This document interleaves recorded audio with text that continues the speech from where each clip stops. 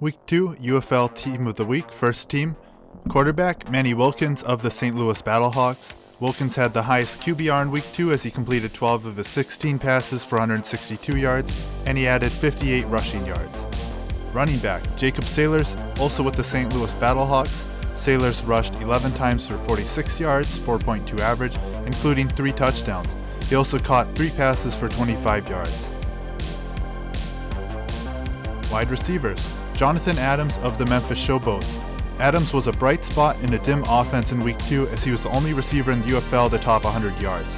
He caught 9 of his 10 targets for 128 yards, 42 of which were yak.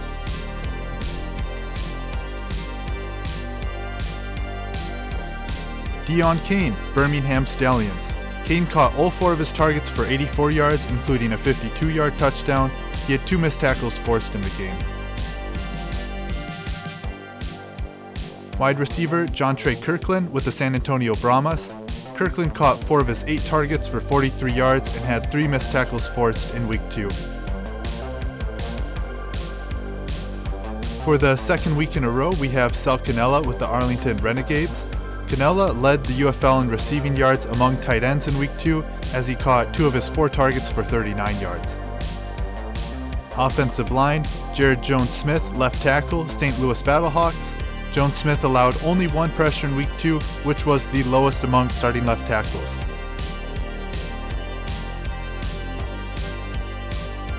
Left guard, Deonte Brown, Birmingham Stallions. Brown did not allow a single pressure in Week 2's win against Michigan. Center, Noah Johnson with the Michigan Panthers. Johnson was the only starting center not to allow a pressure in Week 2. Right guard, St. Louis Battlehawks, Abdul Beecham.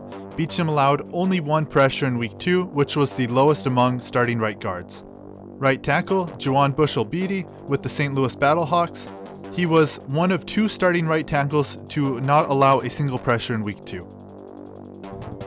Onto the defensive side of the ball, Bradlee Anae. Anae recorded 2 sacks in the win against Michigan and generated 6 additional pressures. Our other defensive end, Pita Taumoepenu. Taumoepenu had 2 tackles, a sack, and 7 additional pressures in Week 2's win over San Antonio. Defensive tackle, we have Joe Wallace with the DC Defenders. Wallace recorded 4 tackles and was in on 2 run stops. He generated 6 pressures in the pass rush in Week 2, which was the most among defensive tackles across the UFL. Defensive tackle Devonnsha Maxwell with the DC Defenders. Maxwell was in on 4 run stops, 2 shared, 2 solo, although he was credited with 3 tackles on the stat sheet.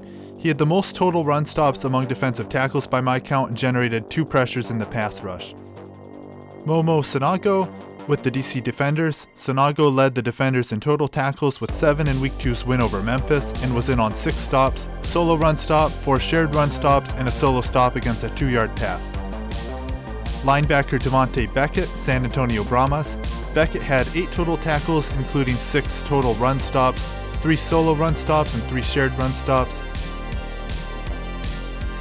Linebacker Zeke Vandenberg with the Memphis Showboats. Vandenberg had a strong game against DC as he recorded 7 tackles. He was in on 5 total stops, including a solo run stop, 3 shared run stops, and a solo stop against a pass on a 4-yard play. Michigan Panthers cornerback DJ Miller Jr. Miller became the first player to record 2 interceptions in a UFL game, which he did against the Birmingham Stallions.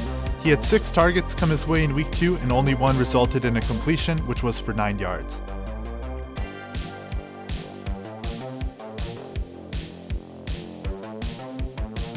Cornerback Ajeen Harris with the Arlington Renegades. Harris had 7 targets come his way in Week 2 and only 2 were caught, which went for a total of 19 yards. He had 2 breakups and an interception, as well as 2 tackles.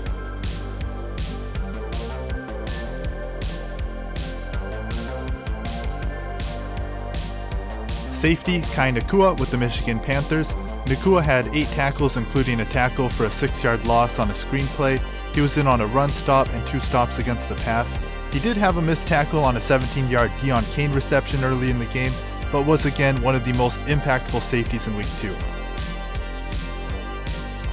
Safety AJ Thomas with the Birmingham Stallions. Thomas recorded 5 tackles, an interception, and a pass breakup. He only allowed one interception, which was for 8 yards, and generated a turnover early in the second half when he caught a tipped pass.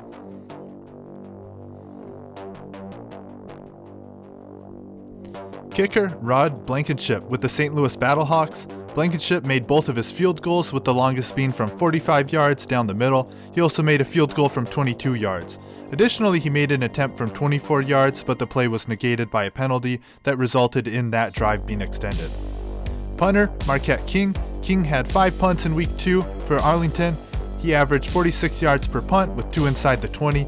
His first punt of the game was the longest punt in week 2 among UFL punters, with a 69-yard bomb that stopped at the 2-yard line. Returner Anthony McFarland with the San Antonio Brahmas.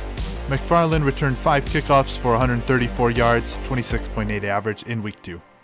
My name is Jonathan Clink, contributor at Independent Scouting, as well as writer at UFL News Hub and CFL News Hub. If you enjoyed this video, please subscribe and share it with your grandparents. Have a good night. Go football.